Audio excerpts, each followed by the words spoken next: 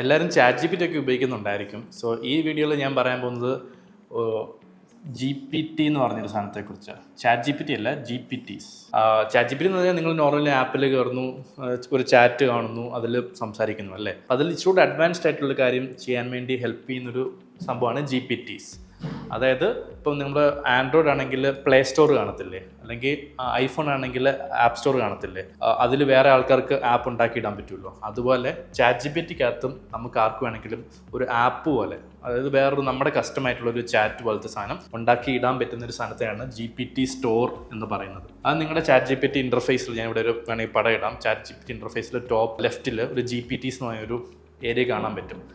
അതാണ് അവിടെ ചിക്കിക്കഴിഞ്ഞാൽ വേറെ ആൾക്കാർ ഉണ്ടാക്കിയ ചാറ്റ് ജി പി ടിയുടെ ആപ്ലിക്കേഷൻസ് അത് കാണാൻ പറ്റും. ഫോർ എക്സാമ്പിൾ ക്യാൻവയ്ക്ക് സ്വന്തമായിട്ടൊരു GPT ഉണ്ട്, അല്ലെങ്കിൽ ഹബ്സ്പോട്ടിന് സ്വന്തമായിട്ട് GPT ഉണ്ട്. അങ്ങനെ നിങ്ങൾ ഏത് ആപ്പാണ് ഇപ്പോൾ ഉപയോഗിക്കുന്നത് അവർ GPTകളും ഇറക്കാൻ തുടങ്ങിയിട്ടുണ്ട്. റൈറ്റ്, അതാണ് GPTs എന്ന് പറയുന്നത്. ഞാൻ സംസാരിക്കുമ്പോൾ ആൾക്കാർ GPTs അത്രയും എക്സ്പ്ലോർ ചെയ്തിട്ടില്ല.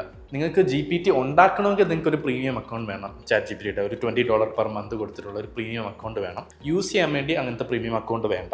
ഞാനൊക്കെ ഇപ്പം ഡേ ടു ഡേയിൽ കുറേ GPTs, കസ്റ്റം GPTs ഉപയോഗിക്കുന്നുണ്ട്. ഞാൻ തന്നെ ഉണ്ടാക്കി ഞങ്ങളുടെ ഏജൻസിയിൽ അത് അപ്ലൈ ചെയ്ത് ഉപയോഗിക്കുന്നുണ്ട്. അതായത് ഞങ്ങളൊരു ഇതുവരെയും 160 ക്ലയൻസുമായിട്ട് വർക്ക് ചെയ്തിട്ടുണ്ട്. അതിൽ 15 ഇൻഡസ്ട്രീസ് ഉണ്ട്. നമ്മുടെ ഒരു ബിസിനസ് ഡെവലപ്മെൻറ്റ് ഓഫീസർ, അതായത് ഒരു ക്ലയൻറ്റ് നമ്മൾ ആദ്യമായിട്ട് അപ്രോച്ച് ചെയ്യുമ്പോൾ ആ ക്ലയൻറ്റുമായിട്ട് സംസാരിക്കുന്ന ആളെയാണല്ലോ ബിസിനസ് ഡെവലപ്മെൻറ്റ് അല്ലെങ്കിൽ സെയിൽസ് എന്ന് പറയുന്നത്. അപ്പോൾ ഒരു പുള്ളി, അപ്പം ഞാനാണെങ്കിൽ 8 വർഷമായിട്ട് ഇവിടെ തന്നെ ഉള്ള ആളാണ്. പക്ഷേ എല്ലാ മീറ്റിങ്ങിലും എനിക്ക് കയറാൻ പറ്റത്തില്ലല്ലോ. അപ്പം ഇങ്ങോട്ടൊരു കോൾ വരുമ്പോൾ നമ്മുടെ ബിസിനസ് ഡെവലപ്മെൻറ്റ് ഓഫീസറാണ് അത് അറ്റൻഡ് ചെയ്യുന്നത്.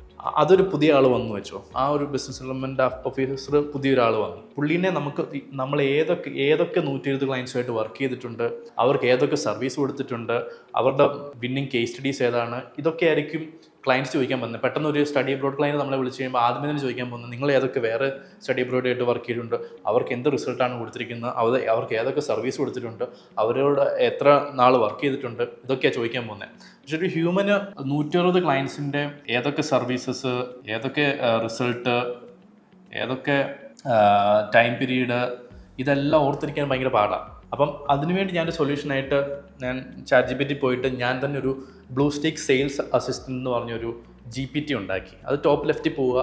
ടോപ്പ് ലെഫ്റ്റിൽ പോയിട്ട് നിങ്ങൾക്ക് പ്രീമിയം ഒക്കെ ഉണ്ടെങ്കിൽ അത് ക്ലിക്ക് ചെയ്തിട്ട് ടോപ്പ് റൈറ്റിൽ ക്രിയേറ്റ് GPTs എന്ന് പറഞ്ഞൊരു സാധനമുണ്ട്, അല്ലെങ്കിൽ മൈ GPTs. അതേ ക്ലിക്ക് ചെയ്ത് കഴിഞ്ഞിട്ട് ക്രിയേറ്റ് GPT എന്നൊരു ഓപ്ഷൻ വരും. GPTയിൽ നിൽക്കുക, ക്രിയേറ്റ് GPTയിൽ നിൽക്കുക. അപ്പോൾ വേറൊരു പുതിയൊരു വിൻഡോ ഓപ്പൺ ആയി വരും. ലെഫ്റ്റ് സൈഡിൽ കുറേ ഇൻഫർമേഷൻ ചോദിച്ചുകൊണ്ട് റൈറ്റ് സൈഡിൽ ഒരു പ്രിവ്യൂ ആയിരിക്കും വരാൻ പോകുന്നത്. അപ്പോൾ ലെഫ്റ്റ് സൈഡിൽ മേജറായിട്ട് നെയിം ചോദിക്കും GPTയുടെ.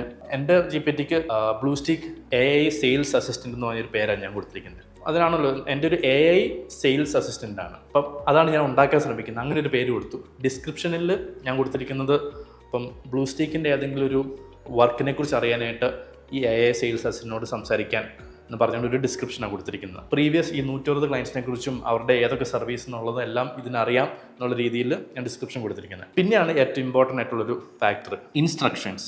ഒരു ഡിസ്ക്രിപ്ഷൻ കഴിഞ്ഞിട്ട് ഇൻസ്ട്രക്ഷൻസ് എന്ന് പറഞ്ഞൊരു ഒരു കോളുണ്ട്. അത് ഭയങ്കര ഇമ്പോർട്ടൻ്റ് ആയിട്ടുള്ളൊരു കോളാണ്. അവിടെയാണ് നിങ്ങൾ ഈ ഒരു ആളോട് അല്ലെങ്കിൽ ഈ ഒരു അസിസ്റ്റന്റിനോട് നിങ്ങൾ എന്താണ് ചെയ്യേണ്ടതെന്ന് പറയേണ്ടത്. അപ്പോൾ അതിൻ്റെ അകത്ത് ഞാൻ ആക്ച്വലി 5 യൂസ് കേസ് ആയിട്ട് കൊടുത്തിട്ടുണ്ട്. അതിലൊരു യൂസ് കേസിൻ്റെ എക്സാമ്പിൾ ഞാൻ പറയാം. അതിൻ്റെ അകത്ത് പറഞ്ഞിരിക്കുന്നത്, നിങ്ങളൊരു സെയിൽസ് മാനാണ്, ബ്ലൂസ്റ്റിക്കിൻ്റെ സെയിൽസ്മാൻ ആണ്. നിങ്ങൾക്ക് ബ്ലൂസ്റ്റിക്കിൻ്റെ ഈ 160 ക്ലയൻസിനെ കുറിച്ചുമുള്ള അപ്ഡേറ്റ്സ് എല്ലാം അറിയാം. അത് ഞാനൊരു വേറെ നോളജ് ബേസിലാണ് കൊടുത്തിരിക്കുന്നത്, അതിനെക്കുറിച്ച് പറയാം. അതൊക്കെ അറിയാം. അപ്പം നമ്മുടെ ബിസിനസ് ഡെവലപ്മെൻറ്റ് ഓഫീസറായിരിക്കും നിങ്ങളുമായിട്ട് ഇൻറ്ററാക്ട് ചെയ്യുന്നത്. അപ്പം നമ്മുടെ BD നിങ്ങളോട് ചോദ്യം ചോദിക്കും. ഞാനൊരു ഹോസ്പിറ്റലിൽ മീറ്റ് ചെയ്യാൻ പോവുക.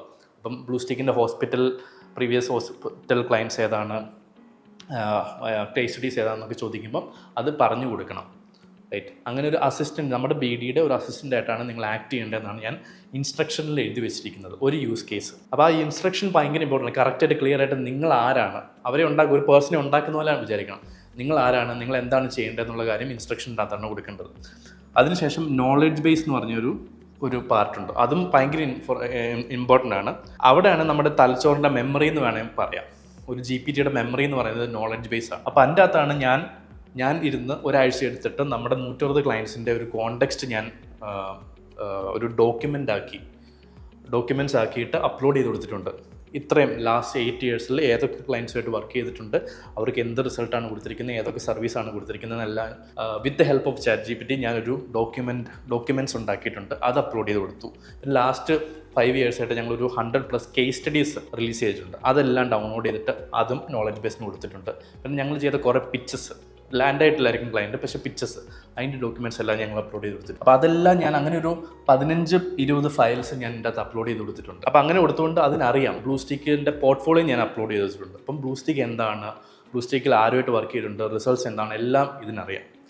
എന്നിട്ട് ഇച്ചിരി കാര്യങ്ങളുണ്ട്. നിങ്ങൾ നോക്കേണ്ട കാര്യമല്ല, വെബ് ക്രോളിംഗ് എന്ന് പറഞ്ഞൊരു ഓപ്ഷൻ ഉണ്ട് അതിന് താഴെ. അത് ചെക്ക് ചെയ്യാൻ മറക്കല്ല്. വെബ് ക്രോൾ ചെയ്യാനുള്ള ഒരു ആക്സസും കൂടെ കൊടുക്കാൻ, അതും കൂടെ കൊടുത്തു കഴിഞ്ഞിട്ട് നിങ്ങൾക്ക് പബ്ലിഷ് നിൽക്കുക. പബ്ലിഷ് നിൽക്കുമ്പം ഇപ്പോൾ ഇങ്ങനത്തെ ഒരു സാധനമാണെങ്കിൽ ഇത് എല്ലാവരുടെ അടുത്തും എത്തണ്ട. അതുകൊണ്ട് ഞാൻ only people with the link എന്ന് പറഞ്ഞൊരു ഓപ്ഷനിലാണ് ഷെയർ ചെയ്തിരിക്കുന്നത്. അപ്പോൾ പബ്ലിക്കിനില്ല, ഞങ്ങളുടെ ഓർഗനൈസേഷനുള്ളവർക്ക് മാത്രമേ ഉള്ളൂ ഇത് ആക്സസ് ചെയ്യാൻ പറ്റത്തുള്ളൂ. അങ്ങനെ പബ്ലിഷ് ചെയ്തേക്കുവാണ്. അപ്പോൾ ഇപ്പം ഞങ്ങളുടെ സെയിൽസിൻ്റെ ആൾ ഇപ്പോൾ ചെയ്യുന്നത് വെച്ചാൽ ഒരു മീറ്റിങ്ങിന് മുമ്പ് ഈ സെയിൽസ് അസിസ്റ്റന്റിനോട് ചോദിക്കും, ഇങ്ങനെ ഒരു ക്ലയൻറ്റിനെ കാണാൻ പോവാണ്, എന്തൊക്കെയാണ് ഞാൻ നോട്ട് ചെയ്യേണ്ടതെന്ന് പറയുമ്പോൾ അത് നോട്ട് ചെയ്ത് കൊടുക്കും. അഡീഷണലി ഞാൻ കുറേ വേറെ യൂസ് കേസസും കൊടുത്തിട്ടുണ്ട്. ഞങ്ങളൊരു പിച്ച് ചെയ്ത് കഴിയുമ്പോൾ ചെയ്യുന്നതിന് മുമ്പ് ആ ഡോക്യുമെൻ്റ് ഒന്ന് റിവ്യൂ ചെയ്യാൻ പറയാം. അതിന് ഞാൻ ഇൻസ്ട്രക്ഷൻസ് എല്ലാം കൊടുത്തിട്ടുണ്ട്. അപ്പോൾ ഇതാണ് ഒരു GPT എന്ന് പറഞ്ഞ ഒരു ഉപയോഗം. നിങ്ങൾക്ക് നിങ്ങളുടെ ബിസിനസ്സിനെ ഏതൊക്കെ കാര്യങ്ങളാണ് നിങ്ങൾക്ക് നോളജ് ബേസ് ഉണ്ട്. നിങ്ങളൊരു ഡോക്ടറാണെങ്കിൽ നിങ്ങളുടെ പേഷ്യൻസിൻ്റെ എല്ലാത്തിനെയും നോളജ് ബേസ് ഉണ്ടെങ്കിൽ നിങ്ങൾക്കൊരു സ്വന്തമായിട്ടൊരു GPT ഉണ്ടാക്കി വയ്ക്കാം. നിങ്ങൾക്ക് അല്ലെങ്കിൽ മറന്നു പോകാതിരിക്കാനോ അല്ലെങ്കിൽ റെഫറൻസിന് വേണ്ടിയോ ഒക്കെ ChatGPT ചോദിച്ചാൽ മതി. ഞാൻ ലാസ്റ്റ് വർഷം ഞാനൊരു കിഡ്നിക്ക് പ്രശ്നമുള്ളൊരു പേഷ്യൻറ്റിനെ കണ്ടായിരുന്നല്ലോ, അതൊന്ന് എടുത്ത് തരാമെന്ന് വെച്ചാൽ അതെടുത്ത് തരും. അല്ലെങ്കിൽ എൻ്റെ ഏറ്റവും റീസെൻ്റ് ആയിട്ടുള്ള ഒരു ഹേർട്ട് റിലേറ്റഡ് ആയിട്ടുള്ള കേസ് എടുത്തു തരാമെന്ന് വെച്ചാൽ അതെടുത്ത് തരും. സോ അങ്ങനെ നിങ്ങൾ ഏത് ഫീൽഡിലാണ് വർക്ക് ചെയ്യുന്നത് അതിൻ്റെ അസിസ്റ്റൻറ്റിനെ ഉണ്ടാക്കാൻ ഇത് മാത്രമല്ല ആപ്ലിക്കേഷൻ, പക്ഷേ ഞാനൊരു ആപ്ലിക്കേഷൻ വെച്ച് എക്സാമ്പിൾ പറയുന്നത്. അപ്പോൾ നിങ്ങൾക്കൊരു അസിസ്റ്റൻറ്റിനെ ഉണ്ടാക്കാൻ ഏറ്റവും നല്ലൊരു സംഭവം എന്ന് വെച്ചാൽ ഈ GPT ആണ്. അപ്പോൾ നിങ്ങളൊന്ന് ജസ്റ്റ് ഒന്ന് ട്രൈ ചെയ്ത് നോക്കും. എന്നിട്ട് നമ്മുടെ ബ്ലൂസ്റ്റിക് അക്കാഡമിയിൽ നമ്മുടെ കോഴ്സുകളിലും നമ്മൾ ഈ AI റിലേറ്റഡ് കാര്യങ്ങളെല്ലാം പഠിപ്പിക്കുന്നുണ്ട്. അതിന് ജോയിൻ ചെയ്യണമെങ്കിലും നിങ്ങളുടെ ഡിസ്ക്രിപ്ഷനിൽ നമ്മുടെ വെബ്സൈറ്റിൽ പോയിട്ട് അപ്ലൈ ചെയ്താലും മതി. Thank you so much.